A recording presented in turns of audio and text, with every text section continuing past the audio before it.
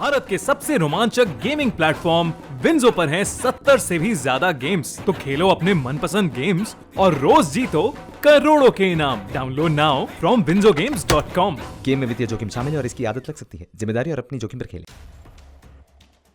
Corona के case जितनी तेजी से देश में बढ़ रहे हैं, उतनी ही तेजी से ये केस दिल्ली में भी बढ़ते जा रहे हैं।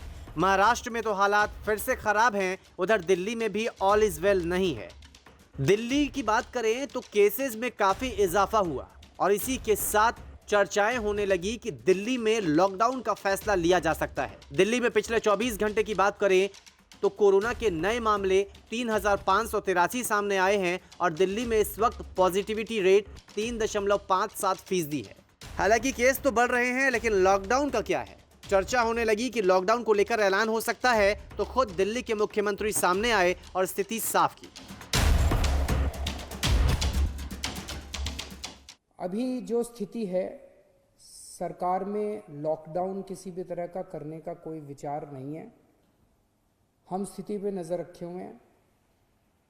भविष्य में अगर ज़रूरत कभी पड़ेगी तो मैं आपसे बातचीत करके ऐसा कोई निर्णय लिया जाएगा, लेकिन अभी फ़िलहाल कोई लॉकडाउन करने का सरकार का निर्णय नहीं, सरकार का विचार नहीं है।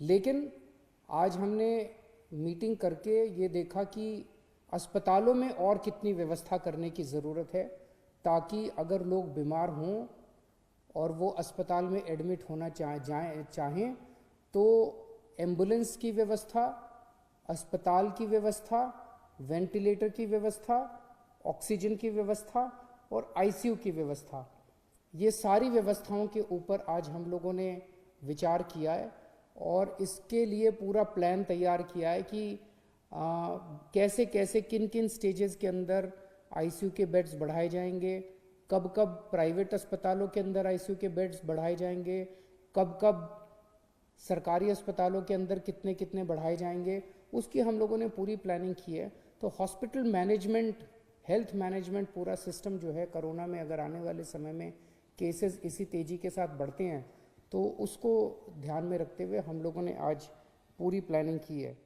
दिल्ली में इमरजेंसी बैठक के बाद फैसला लिया गया कि लॉकडाउन तो नहीं लगेगा, लेकिन यह भी कबूल किया गया कि दिल्ली में अब कोरोना का चौथा वेव आ चुका है और साथ ही साथ ये भी कहा गया है कि अगर हालात नहीं सुधरे तो आने वाले दिनों में संभवतः कोई सख्त फैसला लिया जा सकता है। अगर लापरवाही यूं ही बढ़ती गई तो हो सकता है कि लॉकडाउन पर फैसला लिया जाए।